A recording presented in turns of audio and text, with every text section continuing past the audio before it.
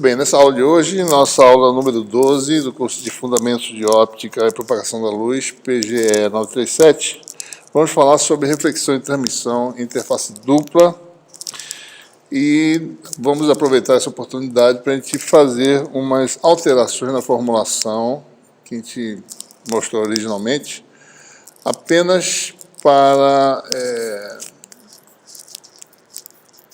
antecipar possíveis erros que podem ocorrer se a gente não fizer essas alterações, tá certo? Então, essas modificações são muito sutis, tá? Como a gente vai mostrar nessa aula. Certo? Isso é importante toda vez que a gente lida com a reflexão de um campo eletromagnético, uma interface. Quando isso acontece, há a possibilidade de ocorrer um fenômeno chamado reflexão interna total. Quando isso ocorre, o vetor de onda do campo se torna complexo, né? E isso tem implicações que não são fáceis de detectar quando você simplesmente escreve a expressão para o campo. Certo? Então, é muito importante que a gente faça essa reinterpretação das expressões, né, que a gente vai mostrar mais ou menos a sutileza qual é, certo? E também quando você tem um meio absorvedor, não necessariamente uma onda se propagando livremente no meio absorvedor, mas uma onda que se atinge uma interface entre um meio transparente e um meio absorvedor, ou dois meios absorvedores. Existem também consequências importantes quando você expressa o campo da onda, tá certo? Então, isso é importante toda vez que tem interface. As expressões que a gente derivou anteriormente não são inválidas, elas são válidas, mas a gente tem que realmente interpretar corretamente o significado desses coeficientes. É isso que a gente vai fazer hoje, e especificamente a gente vai falar sobre a reflexão de transmissão para a interface dupla. A gente estudou a interface simples, as formas não estão incorretas, estão corretas, mas a gente vai fazer uma correção de curso em termos de representação de campos, certo? Então, as referências, a gente vai falar sobre conservação de potência, né? Vamos falar sobre reflexão, absorção e transmissão. Vamos formular corretamente esse problema e vamos derivar a expressão para a reflexão e transmissão numa interface dupla. Referências são as notas de aula 12, que estão mais detalhadas, com as correções feitas nessas notas de aula. A gente vai mudar a notação para ficar condizente. A gente vai mudar a notação para ficar condizente com o livro-texto de eletromagnetismo que está disponível na web, né? A gente usa a mesma notação, certo? A gente faz algumas modificações de notação. Então, também parte da referência de hoje é a seção 7.5 e o capítulo 8, com correções que a gente está fazendo aqui, certo? São correções muito sutis que, em princípio, para meios transparentes não causam nenhuma modificação significativa, e mesmo para a situação que a gente vai encontrar, as modificações são muito sutis, como a gente vai ver. Tá? Então, vamos revisitar, né, a expressão do vetor de point para um meio em que o vetor de onda pode ser complexo. Né? Lembre-se que a gente também representou um vetor de onda no meio onde se propaga uma onda como sendo essa quantidade, ômega raiz de mi epsilon, vezes um vetor, que se esse vetor for real, esse versor, ele tem módulo igual a 1, certo? Bom, muito bem. Então, observe, as situações que a gente se depara, né, mais gerais possíveis, né, esse vetor pode ser um vetor de onda complexo. Em que situações? Né? Se o meio for absorvedor, ou se o meio for não absorvedor, se houver o fenômeno de reflexão interna total. Né? Então, você tem aí, por exemplo, né, uma interface, você vem com uma onda que incide, né, numa situação em que o índice de refração, digamos, seja maior do que N2, você pode ter, dependendo da incidência, fenômeno de reflexão interna total. O vetor de onda aqui se torna um vetor complexo. Observe que toda vez que há uma interface, o vetor de onda ele é forçado a ter uma componente x que é a mesma para os dois lados. Então, como eu injeto uma onda num meio, digamos, transparente, esse kx é conhecido. Ele é real, certo?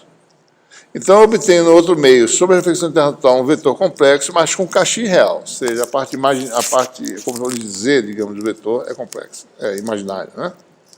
Ou o número complexo, dependendo se o meio for absorvedor também, certo? Então, observem, né? Quando você tem um meio absorvedor, ou absorvedor, ou havendo reflexão interna total, ou ambas as coisas, esse vetor é complexo. Essas quantidades podem ser números complexos, dependendo se o meio tem perdas ou não, e, além disso, esse vetor também pode ser complexo. Essa é a nuance que a gente tem que prestar atenção, certo? A gente, às vezes, acha que esse vetor aqui vai ser um vetor tradicional, geométrico, né, que a gente pode visualizar no espaço, ele como tendo molde de direção e sentido, mas ele pode ser um número complexo. Aí as coisas ficam bem diferentes, algumas coisas não funcionam direito se eu usar, se isso acontecer, certo? Então, o K vai ser complexo, ou devido ao fato do inserção ser complexo, ou o versor é complexo, ou ambos, né? Então, é importante observar que isso aqui, certo? Essa quantidade,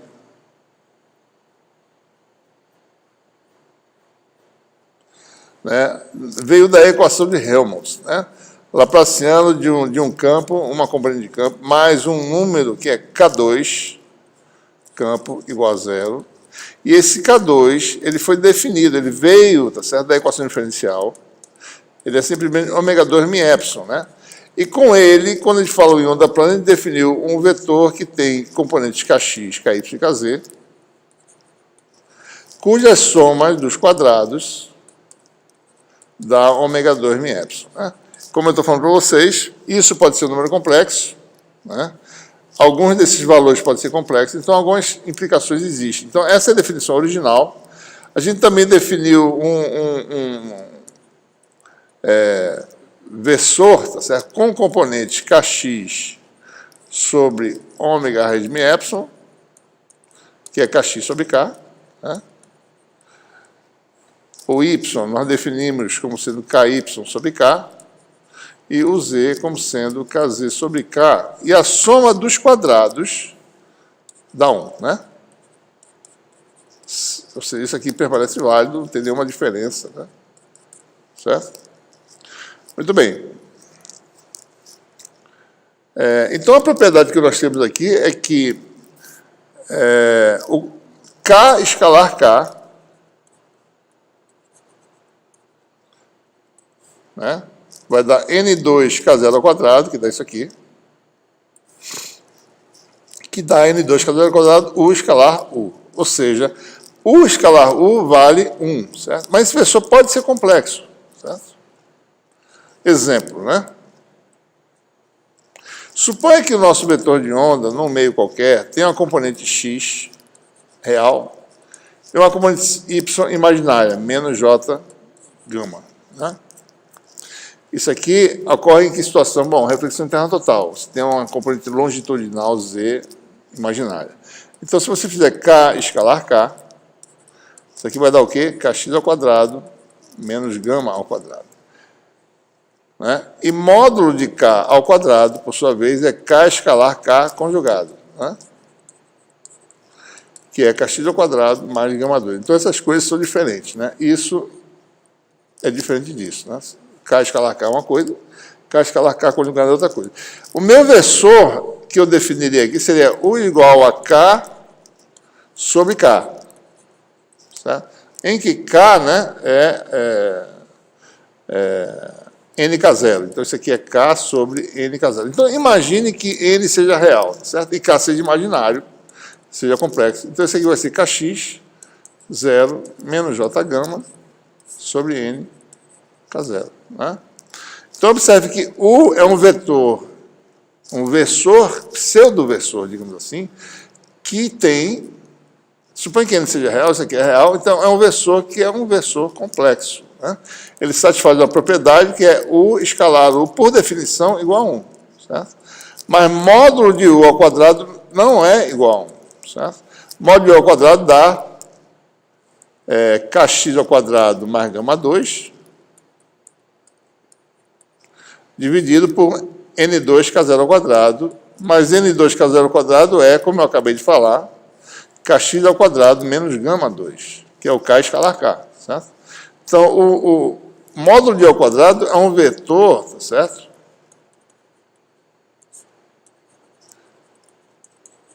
Diferente de 1. Módulo de U ao quadrado não é 1, embora o escalar 1 seja 1. Essa é a parte importante, uma das partes importantes de a gente redefinir os conceitos, tá certo? Então, vamos lembrar dessas propriedades que não são evidentes numa primeira observação de uma onda livremente se propagando. Uma onda livremente se propagando no espaço livre, a gente não é muito evidente que o versor associado a essa onda pode ser algo que seja complexo, né? Então, isso é uma coisa importante, certo? Que a gente tem que levar em consideração. Vamos olhar os campos novamente, revisitá-los, tá certo? Todas as pessoas estão corretas, né? O campo E pode ser escrito na forma de uma onda plana, né? Essa é a forma canônica, certo? Em que o K vetoriano pode sempre ser expresso como um índice de refração complexo, se for o caso, vezes o número de onda no vácuo, vezes o versor U, que pode ser complexo ou não, dependendo da situação, tá certo? O campo H pode ser obtido dessa operação, isso vem das equações de Maxwell, é rotacional de E igual a menos J ômega mi H, e disso a gente tira essa expressão aqui, parece o K vetorial E, que vem o rotacional dessa quantidade, certo? Isso aqui está tudo válido, não tem nada incorreto, tá certo? Todas as expressões que ele derivou estão corretas. Alternativamente, a gente pode também usar o versor U, né, no lugar do K, certo? K igual a... Se você usar o versor U, né, com a definição nk0 e jogar na expressão, você tem essa expressão aqui, né, também em termos do versor, chamar de pseudo-versor em algumas situações. Quando ele não é geométrico, ele não é um vetor unitário, tá certo? Com módulo 1, né? É um vetor que tem propriedades ligeiramente diferentes. Então, essa é uma outra expressão, né? Campo sobre impedância, o vetorial, esse campo, certo? Outra implicação das equações de Maxwell, as equações de divergente de E igual a 0, divergente de H igual a 0, implicam nessa propriedade aqui. K escalar é igual a 0, ou U escalar é igual a 0, K escalar é igual a 0, U escalar H é igual a 0. Não quer dizer, para vetores complexos, isso não implica em ortogonalidade da forma tradicional, porque um vetor complexo, ele não tem uma interpretação geométrica, né? Certo? A parte real dele talvez tenha, mas o vetor como um todo não tem, certo? Bom, então observe, né? Quando você tem um vetor complexo, K, ou vetor complexo, U, essas relações não implicam em ortogonalidade do espaço geométrico porque não há tal interpretação, né, quando os vetores envolvidos são complexos. Bom, uma outra forma de escrever os campos, né, uma delas é campo elétrico dado, H obtido dessa relação, né? Ou eu tenho o contrário, H dado, né, e o E obtido de uma relação semelhante, né? Ou seja, também rotacional de H é J ômega epsilon E, daí você tira essa expressão. Ou, alternativamente, impedância vezes campo magnético, com o vetor U, o versor U aparecendo, né? Então, observe o que é importante aqui, né? Toda vez que você tem versores e problemas envolvendo reflexão e transmissão, né, a gente pode incorrer em situações em que K e U sejam complexos. Então, o vetor de Poynting vai ficar expresso da sua forma mais simples se você expressá-lo como função da amplitude do campo que tem polarização com plano fixo, geométrico, certo? Que situações são essas, né? Vamos fazer uns diagramas aqui. Você tem uma onda, né? Interface, é a normal interface. Plano de incidência é o plano que contém o vetor de onda, né, tradicional. Observe, toda vez que a gente vem de um meio enquanto uma interface, geralmente esse meio é transparente. É um meio que não tem absorção, né, e ele define muito bem o vetor geométrico, o vetor de onda de entrada. Okay?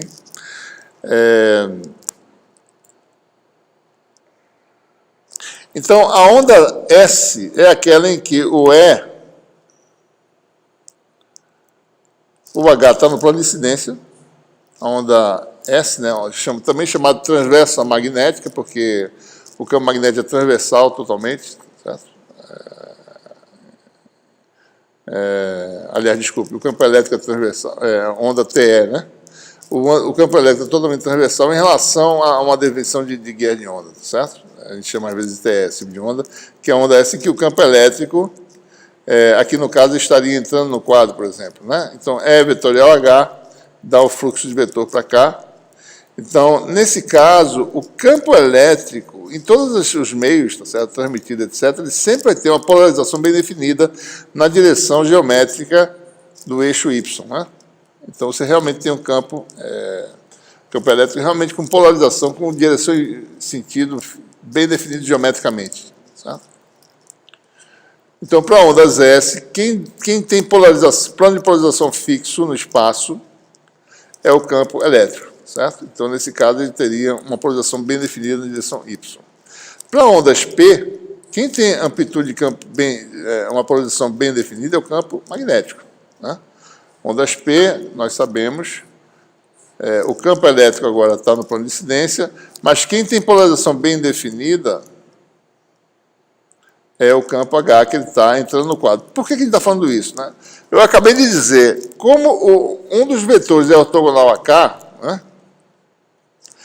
Quando eu tenho uma polarização bem definida, o outro vetor é obtido como produto vetorial do K com essa polarização bem definida. E isso me resulta em um vetor complexo, certo? E o vetor complexo, quando ele tem uma componente que é real e outra imaginária, ele tem um plano de polarização que varia no espaço. Né? Nós vimos isso antes, certo? Então, rigorosamente, né, a gente teria essa situação, certo? Um plano de polarização, ou seja, a polarização do campo elétrico seria mais ou menos rodando no espaço aqui, porque se ele tiver uma componente Kx e uma, por exemplo, menos J gama, né, numa outra direção. Então, você vai ter um vetor que gira, né, no plano XZ. Certo? Então, observe. Então, para ondas P, quem tem polarização bem definida é o campo H. Para ondas S, quem tem polarização bem definida é o campo E. Certo? Então, isso é importante para a gente poder formular fazer nossa formulação. Bom, o vetor de point, em qualquer situação, é simplesmente o produto vetorial de E com H conjugado, um meio. Se a gente calcular qualquer que seja a polarização, né, se você expressar, por exemplo, ondas S, então o vetor de point fica expresso, né, dessa forma, em termos do campo elétrico, da amplitude do campo elétrico, da onda. Né, e aparece aqui um produto escalar do K conjugado com o vetor S. Né. Então, se você tem uma onda S, né, que ela é dessa forma,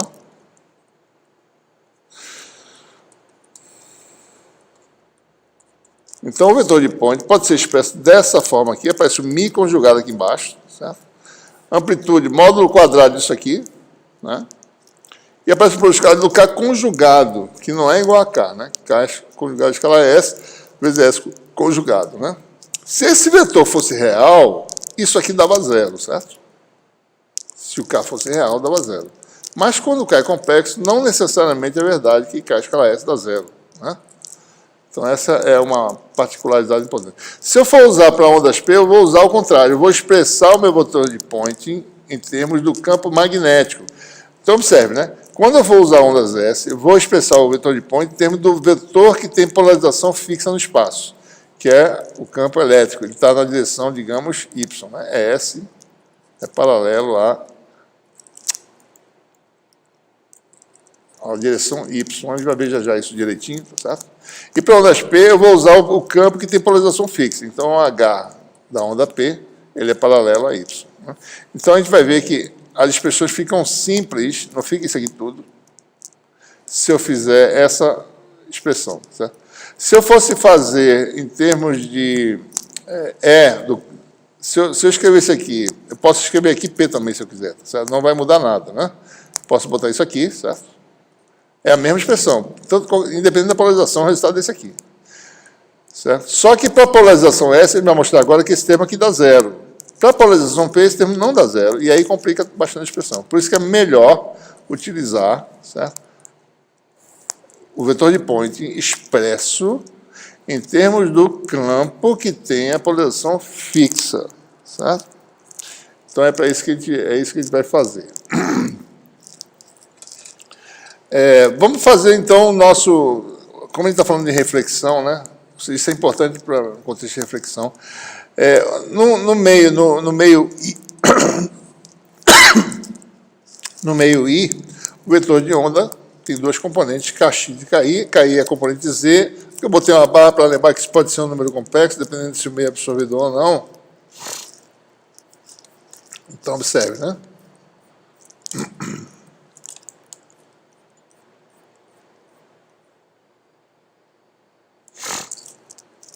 Aqui está o vetor de onda, aqui dá o sino coordenada x, z. Né? Aqui está o vetor de onda, eu tenho a componente x, que é kx, uma componente, isso aqui estamos fazendo geometricamente, mas é só uma representação. Tá? Se for complexo, não pode nem representar geometricamente, mas só em termos de representação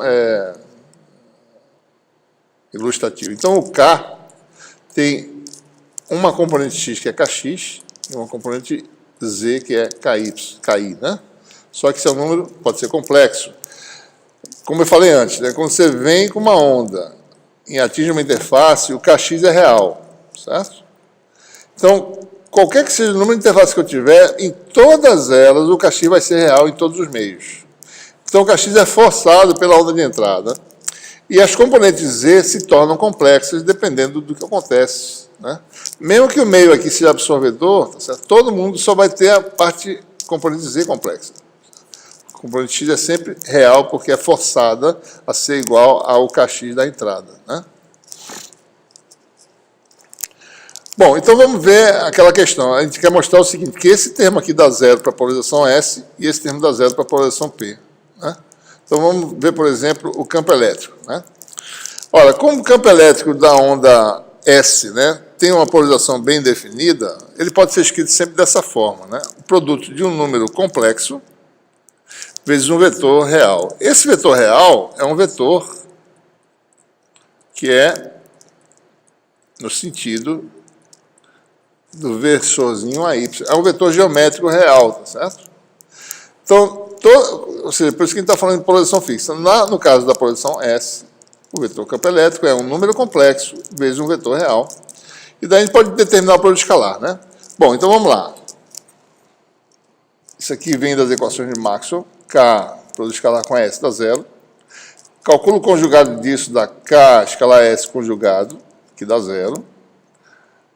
E destrincha aqui, vai dar K conjugado vezes ES conjugado. Então a gente tem o quê? E ES conjugado é A conjugado vezes E0 conjugado, mais E0 conjugado é igual a E0, né? Então isso aqui dá zero, ou seja, em resumo, né? Produto escalar de K conjugado com E0 dá zero. Se eu agora multiplico por A, essa igualdade, então eu tenho K conjugado vezes escalar A E0 igual a zero, ou seja, K conjugado a E0, que é ES, dá zero. Então, para um vetor que tem a polarização fixa, certo? Mesmo que tenha um número complexo na frente, K escalar, esse vetor já é zero, né?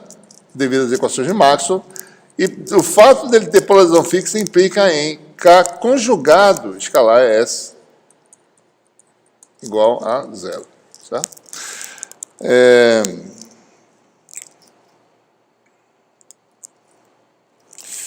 Muito bem.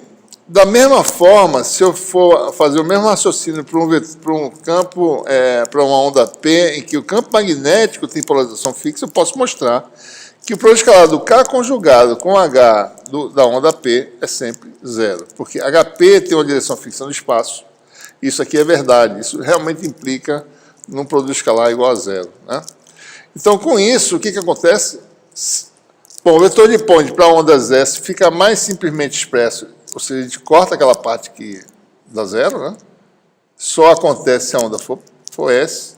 Tá? Então, o vetor de point fica essa expressão simples, né? Que fica só em termos do quadrado da amplitude da onda S, módulo quadrado. Aparece aqui um μ conjugado, que é importante, né? E aparece esse fator, né? Quando você faz o exponencial vezes o complexo conjugado, dá K menos K conjugado, né? E a gente tem que calcular essa quantidade, certo? Eu também posso escrever em termos do versor U, né? Lembrando que K é o vetor, o parâmetro K vezes U, né? Lembrando que K é quem? Ômega, não, K pode ser escrito assim, né? K0, índice de refração complexo, né? Então, K é K0, N, U, certo? Então, se a gente escrever as coisas e calcular direitinho, a gente mostra que o vetor de point de uma onda S pode ser escrito como quadrado, módulo quadrado da amplitude do campo, versor U conjugado, impedância conjugada. Lembrem-se, né, que isso aqui faz bastante sentido, certo? Num circuito elétrico, a potência é V I conjugado, né? Isso aqui é o campo elétrico, digamos, isso aqui é a corrente elétrica, isso aqui é o campo magnético, né?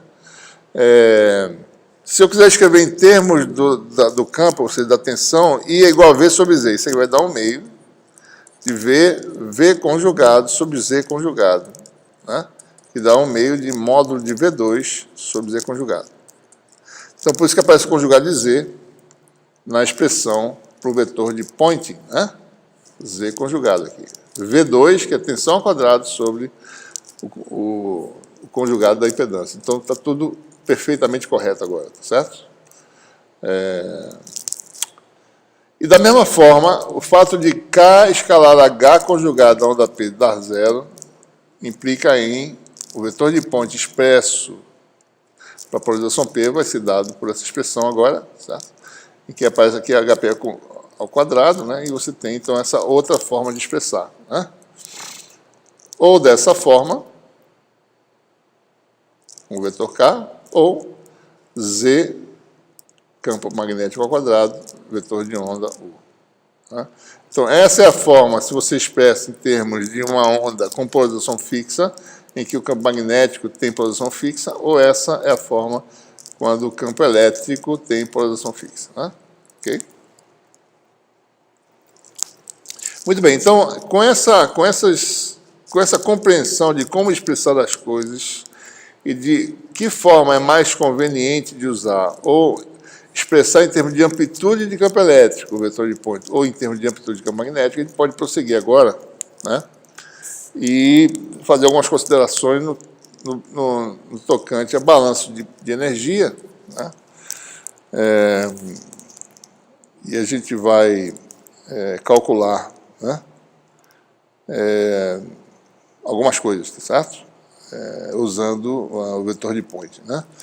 Então, observe, se você tem uma interface simples, né? A gente fez isso mais ou menos já anteriormente, agora a gente vai fazer um pouco mais detalhado. Os meios têm parâmetros ε1, ε2, μ2, né? E a gente faz um cubo aqui, cuja seção frontal está mostrada aqui, uma altura dz2 e uma altura dz1, uma largura na direção x dx, né? Você tem uma onda incidente cujo vetor de Poynting é S, né? Ela entra, a onda plana se estende em todo o espaço, ela entra pelo lado, tá certo? Sai pelo outro lado, entra desse lado aqui, né? Atravessa a interface, tá certo? Né? E passa em todo canto. E, da mesma forma, a onda no meio de transmissão é S', né? O vetor de Poynting, tá certo? Só representado aqui. O que a gente quer fazer é, bom, qual é o que se obtém, né, usando o teorema de Poynting, né? Então, o que a gente vai fazer é usar o fato de o fluxo de potência para dentro de uma superfície fechada, é igual à potência absorvida no volume, certo? Essa potência absorvida devido a perdas dielétricas, que vem dessa expressão aqui, e de condução, eu posso incluir a minha condutividade dentro desse parâmetro, como já viu anteriormente. Então, aqui leva em conta todas as perdas, tanto de condução como de elétricas, né? Pode se calcular dessa forma. E as perdas magnéticas seriam um termo desse tipo aqui, né? Vamos fazer esse DZ2 aqui, aumentar isso indefinidamente, né? Vamos fazer DZ2 igual a Z. Não precisa ser um comprimento diferencial, a gente pega só um comprimento diferencial aqui, comprimento que vai de 0 até Z no meio laranja, né? Então, o que acontece? Se a gente calcular, né, o fluxo de potência nessa parede aqui, observe que essa parede, esse volume aqui, esse paralelepípedo, tem essa dimensão dx, né? DZ1 mais DZ2, em que DZ2 é igual a Z, e tem uma largura na direção ortogonal ao plano do quadro virtual, né? Digamos ΔY, tá certo? Então, digamos que você tem uma largura, o paralelepípedo tem uma largura ΔY, então, dy no caso, né? Então, na parede lateral, você tem SX mais S, a onda que chega é S, aqui reflete, tem o vetor de ponte S duas linhas, e a que passa do lado de lá tem o vetor de ponte S'. Então, você tem a componente X de S entrando nessa parede, mais a componente de duas linhas, X do vetor de ponte S duas linhas. Então, você vai ter uma primeira contribuição, que é SX mais S duas linhas, né? DZ1, dy, que é essa profundidade aqui, certo? Dá uma contribuição para o fluxo, mais uma contribuição nessa segmento que vai de 0 até Z, digamos assim, precisa ser até vai de 0 a Z. Então vai ser delta dy nesse plano, nessa dimensão, vezes Z nessa dimensão aqui, certo? E aí você tem que ver, porque SX varia, pode variar, né? Dentro do meio 2, certo? Tem que ver como é que fica, né? SX linhas DZ, daí você tem a saída na outra parede, né? Na parede mais na frente. Nessa parede aqui, você vai ter SX mais SX duas linhas, DZ1 vezes a profundidade dy. Tem isso aqui também, então você vai ter, subtraindo, né? Porque aqui entrou e aqui sai, tá certo? Bom, e você tem essas contribuições nas paredes paralelas a Z. E tem essas contribuições nas paredes paralelas a X, né? Olhando aqui, você vai ter SX mais SX duas linhas, desculpe, SZ mais SZ duas linhas, vezes DX, DY, porque mais? Bom, porque o sinal está embutido aqui. Se a SX duas linhas está para baixo, tem um sinal negativo lá no SX duas linhas. Então, é a soma desses dois componentes Z, o sinal está embutido, né? Então, seria SZ mais SZ duas linhas, DX, DY, menos o que sai na outra parede, que está a distância Z da interface, SZ', DX, DY. Isso aqui é o termo que tem do lado direito, né? Que é a perda de volume, né? dx dy, né? Dx na direção x, dy na direção ortogonal ao plano virtual, e dz na direção normal à interface. Você tem integrais desse tipo aqui, certo? Bom, observe que isso aqui tem um cancelamento perfeito aqui, né? Isso aqui cancela com isso, certo? Então sobra só essas quantidades. Observe que isso é tudo parte real, a gente está calculando potência dissipada, potência ativa. Então, nós obtemos uma equação de balanço que é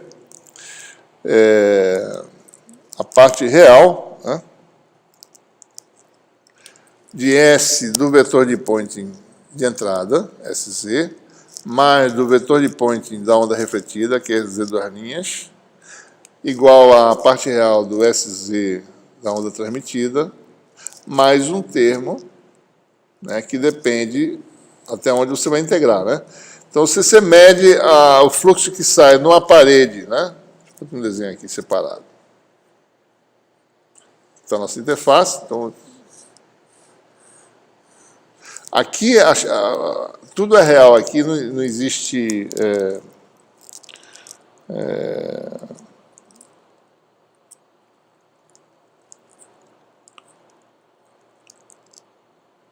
Esse meio de entrada é transparente, o meio absorvedor é esse aqui, no caso, né? É isso que a gente está fazendo, certo? Esse é o meio de entrada, né? Então, observe que aqui o vetor de Poynting SZ', né? Ele depende de Z, porque ele pode estar decaindo devido a um processo de absorção, né? Então, a componente Z vai... A densidade de potência cai com a coordenada Z, né? Então, nós temos aí que a parte real do SZ, essa soma vai dar isso calculado no plano de referência Z, mais o que tiver de dissipação dentro do volume, tá certo?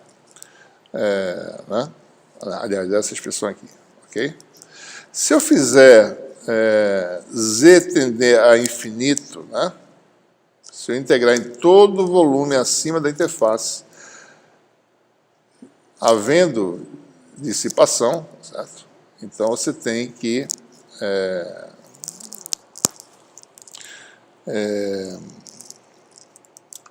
se houver dissipação, né? Então, isso aqui vai dar... se isso aqui existir, tá certo? Então, isso aqui vai desaparecer, né? Você não vai ter mais densidade de potência muito longe da interface. Então, ou particularmente melhor, né? Se eu fizer Z igual a zero, né? Então não tem nenhuma dissipação no volume, né? Então, isso aqui é uma primeira equação, né? Que a gente obtém se eu calcular em Z igual a zero, especificamente, né? Certo? Então, eu posso pegar, jogar isso na expressão original, que é essa aqui, que está aqui transcrita. Essa expressão aqui é a mesma que está aqui. Então, substituo isto aqui por isso, né? Então, tem essa igualdade. Então, eu fico com a densidade de potência a uma distância Z, é igual a densidade de potência em Z igual a zero, menos o que foi perdido, né? Isso aqui a gente obtém, certo? Então, isso mostra o quê? Né? Que a densidade de potência, se de fato houver perda, né? Isso é uma quantidade que subtrai, né? À medida que Z aumenta, esse número vai aumentando, né? E a densidade de potência em Z igual a Z vai diminuindo, né? Diminui à medida que Z aumenta, né? Então, isso é a quantidade dissipada no volume que aumenta com Z, certo? Se de fato, né, isso for meio dissipador, se eu for para Z tendendo a infinito, né, isso aqui vai dar zero, né? Então, o que nós temos? Digamos, a potência transmitida para o meio absorvedor é exatamente a potência absorvida no meio absorvedor, né? Então, é assim que a gente obteria o balanço de energia, de potência para um meio, interface entre o meio absorvedor e o meio transparente, certo? Então, essas são as equações que a gente acabou de falar, né? Certo? Muito bem. Vamos calcular agora qual é a reflectância, quais são as expressões para a reflectância e transmitância da interface, utilizando aí, tá certo? Sem usar a expressão por coeficiente de reflexão e transmissão, mas usando agora esse balanço de potência, né, obtido do teorema de Poynting.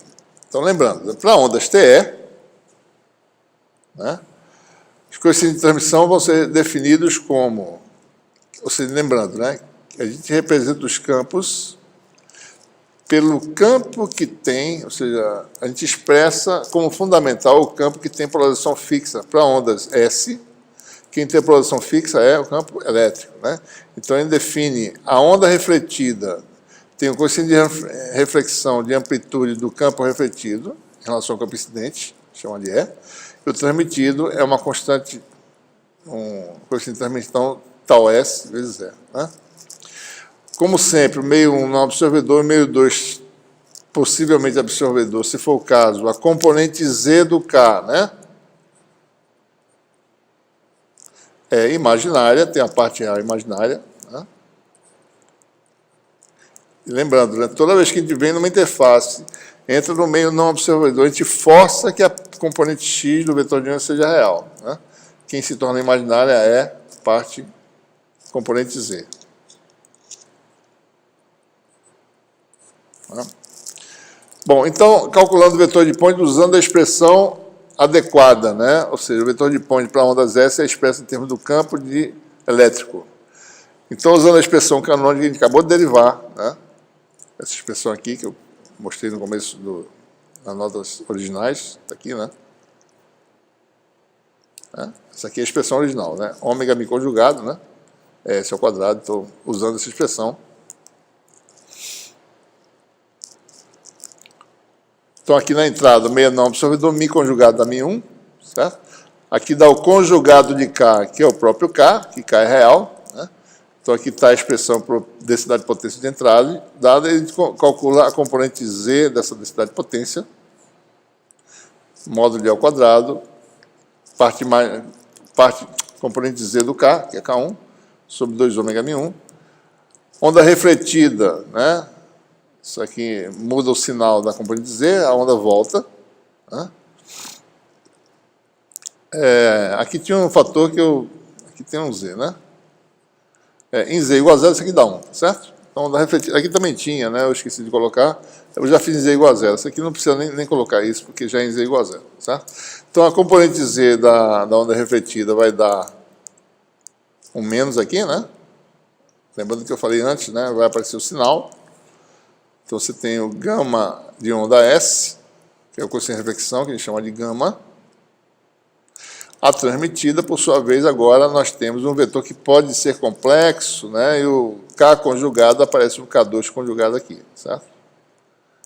Então, a parte real desse vetor da componente Z vai ser número real, Mi2 é imaginário, em princípio, né? Se tiver perdas magnéticas. Então, é a parte real da razão de K2 sobre Mi2. Essa é a forma correta, que não está muito evidente nas notas anteriores, certo? Essa é a correçãozinha que a gente tem que fazer, né? Como a gente fez as expressões anteriores em termos de índice de refração, não é muito evidente se está correto as expressões anteriores. Mas essa seria a forma correta de fazer o cálculo da potência transmitida, e usando aí o balanço de potência em Z igual a zero, que a gente acabou de derivar, você tem esse balanço aqui, essa equação, e usando essas expressões, né, o ômega vai sair de todo mundo, tá certo?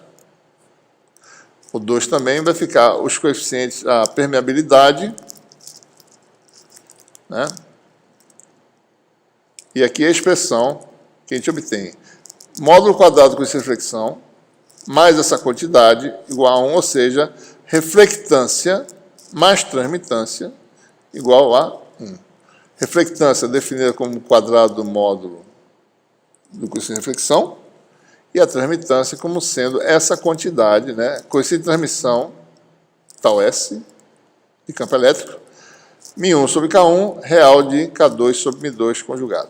Então, essa é a expressão correta que substitui qualquer outra anteriormente desenvolvida, né? Essa é rigorosamente correta para qualquer situação, certo? Então, essa é a correção que tem que colocar. Né? Para ondas TM, bom, e aí, para ondas TM, a gente vai fazer agora o jeito correto de calcular a reflectância e transmitância.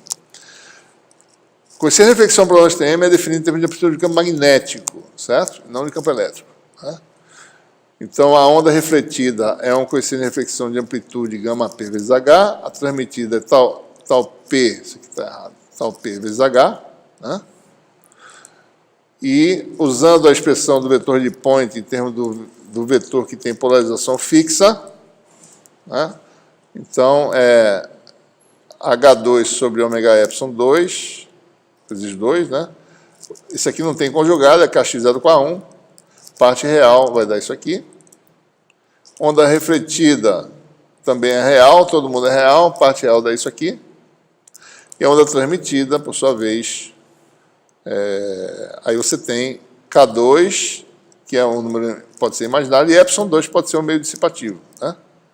Então, a parte real, se tudo o resto é real, vai ser K2 sobre ε2, parte real. Mais uma vez, tem uma equação devido ao balanço de energia, que é reflectância mais transmitância igual a 1, reflectância módulo quadrado com reflexão para ondas P, e a transmitância se torna essa expressão, né? εK2, K1 ε2, só que aqui é a parte real dessa quantidade em que os números podem ser complexos. Ok? Então, essas são as fórmulas corretas, né, para calcular a reflectância e transmitância, agora usando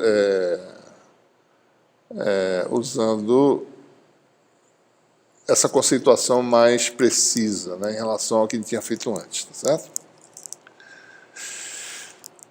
Muito bem. Bom, como ponto de partida para o cálculo da reflectância e transmitância para uma estrutura de múltiplas camadas, a gente vai começar calculando agora. Bom, se você tem uma interface, você tem duas interfaces dielétricas ou magnéticas, o que quer que seja, você tem uma interface dupla, né?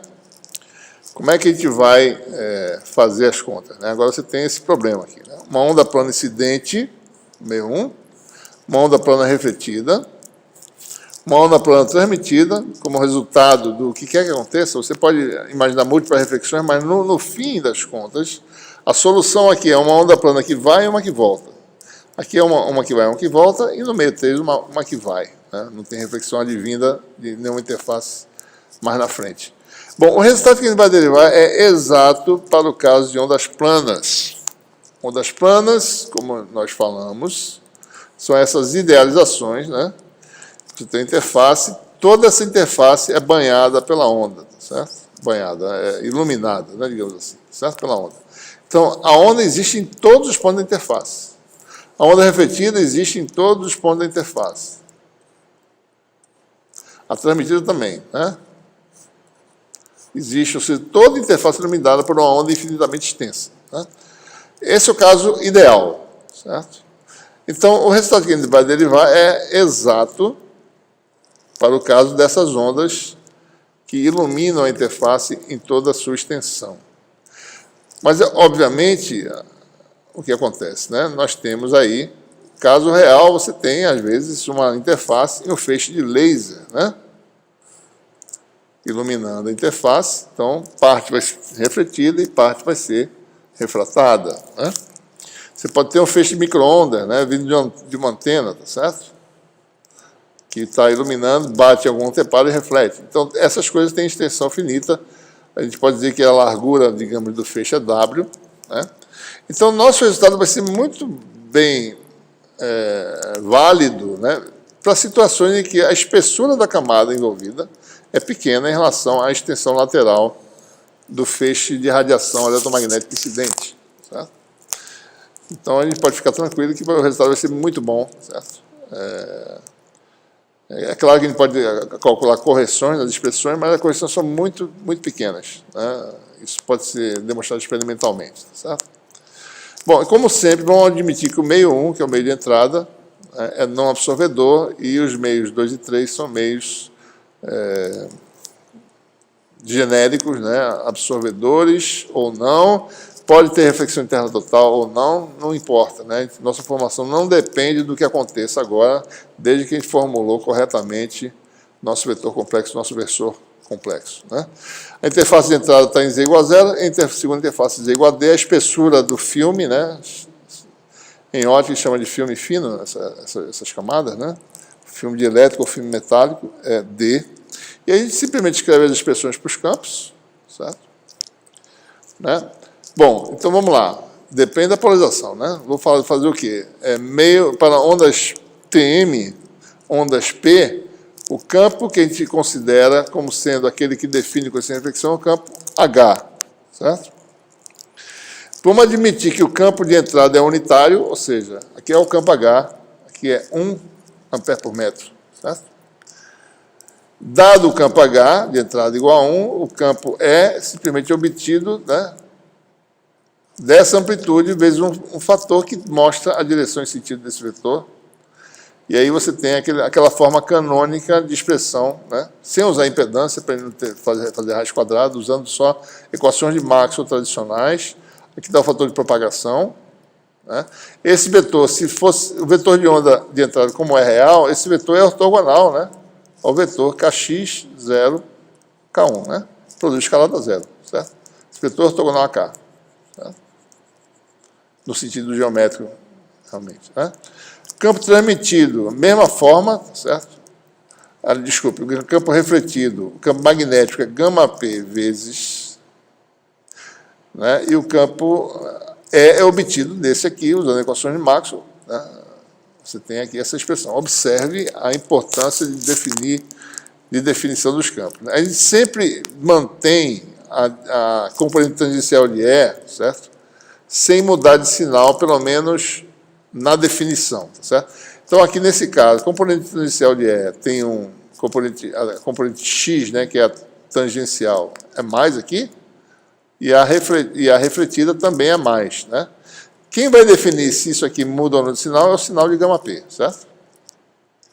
Por outro lado, para que isso seja desse jeito, o H tem que mudar de sinal. Então, se ele aqui é 1, está na direção de Y, sentido de Y, o refletido ele está mudando de sinal ou não, dependendo do sinal. Certo? Mas na definição original, ele bota o sinal no campo H, tanto para ondas S como para ondas P.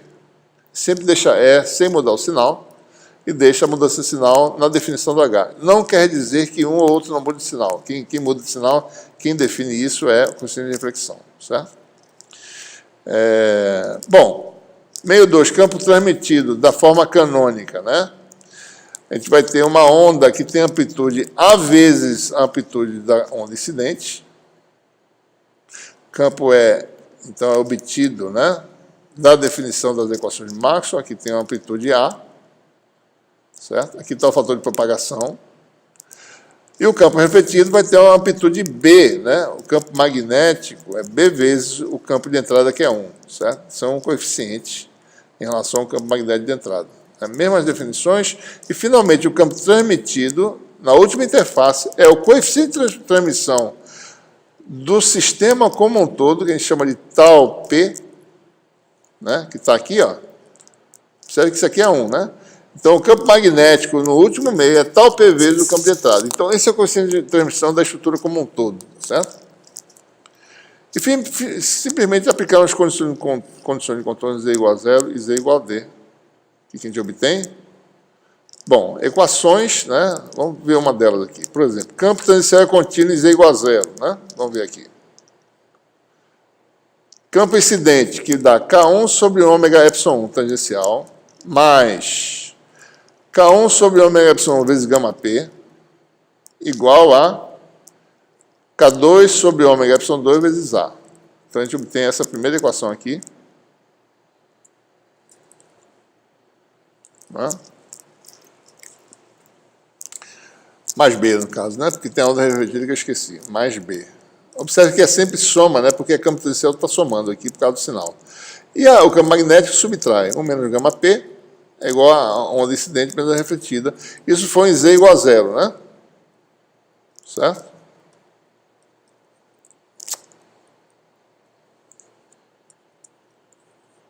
Em Z igual a D, algo parecido, só que aparecem os fatores de propagação. Se você observar, no meio 2, né? Isso aqui se mantém inalterado, mas isso aqui fica K2 vezes D, né? Então aparecem os fatores de propagação e você vai ter esses fatores, essas fases, né, aparecendo. E aqui a última, no meio 3, é o campo elétrico transmitido. Observe como a gente escreveu as equações, né? No meio 3, a gente escreveu as equações sem perda de generalidade, vezes um Z menos D aqui, certo? Eu podia botar Z aqui sem problema nenhum, isso modificaria aqui alguma coisa, certo? Mas eu joguei aqui esse fator exponencial de JK3D, né, sem alterar aí é apenas a definição do campo. Ele também, esse campo satisfaz as equações de Maxwell no meio 3, não tem nada de errado com a expressão desse jeito. Por que fazer assim? Porque em Z igual a D isso aqui cancela, né? Então, quando a gente faz em Z igual a D, você não tem um fator aparecendo aqui, certo? Bom, então se a gente mexe nessas duas, faz a razão delas, né?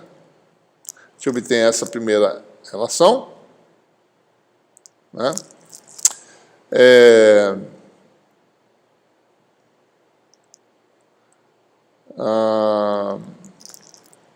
A gente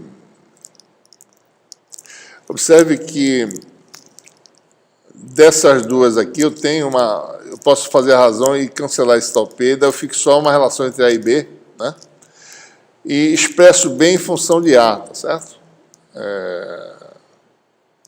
A gente pode calcular, observe, né? Quando eu faço a razão dessa equação com essa, o tal P sai. Eu tenho uma equação relacionando B com A, e essa equação gera como solução essa relação aqui. Em que γP23 é o coeficiente de reflexão original que derivou anteriormente para uma interface simples para ondas P, que é ε2K3 menos ε2K2 sobre a soma. Né? E pegando isso e jogando nessa expressão, a gente obtém, então, finalmente a expressão por coeficiente de reflexão da interface dupla como um todo, né? Que tem expressão simples, coeficiente de reflexão da interface 1, 2, que está aqui definido, que é a mesma expressão, né? ε1K2 menos ε2K1 sobre ε1K2 mais ε2K1, essa aqui é 2, 3, no caso. Então é γ1,2 mais γ2,3 com esse fator de fase, 1 mais γ1,2, γ2,3 fator de fase. Né? Então, essa expressão que a gente obtém, e a gente pode também obter o coeficiente de transmissão, tá certo? Porque, observe, eu calculei de reflexão, eu obtido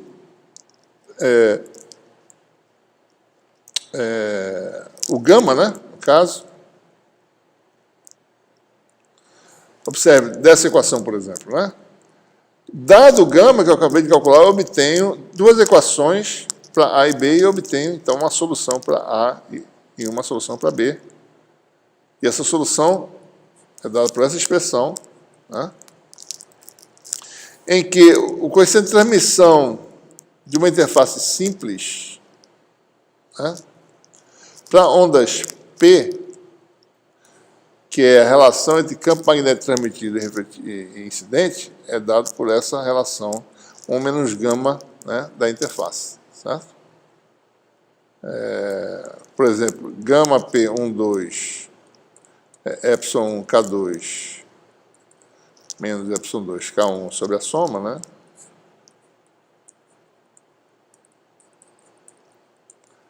O coeficiente de transmissão da interface 1, 2, por exemplo, é 1 menos isso, né?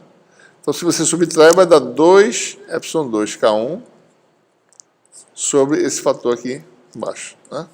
Então, esse aqui é o coeficiente de transmissão de interface simples. Então, o que a gente mostra aqui? Que obtido a solução para A e B, também eu tenho, né, jogando essa equação, coeficiente de transmissão para a onda P. Coeficiente de transmissão associado à interface 1, 2, vezes coeficiente de transmissão associado à interface 2, 3, com essas definições, fator de fase e o mesmo denominador, tá certo? Comum ao coeficiente de reflexão que está aqui embaixo, né? Certo? Então, esse é o resultado obtido para a interface dupla, e com isso eu posso calcular a reflectância e transmitância, né? Ok? Como é que a gente calcula? Bom, reflectância é o quê? Módulo de gama P ao quadrado. Transmitância é módulo quadrado do coeficiente de transmissão, parâmetros do meio de entrada e parte real da razão dos parâmetros do meio de saída. K3 sobre ε3. Essa é a receita, né? Ok?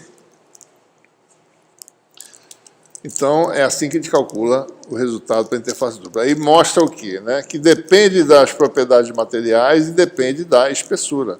Né? Isso aqui produz efeitos interessantes, né, que a gente vai investigar depois com calma. Tá? Ou seja, de que forma isso você pode modular simplesmente variando o comprimento de onda, né? Certo? Varia o comprimento de onda, isso aqui pode variar, né, de forma oscilatória. Né? Você pode ter essa possibilidade aí, certo? Muito bem. Se você tem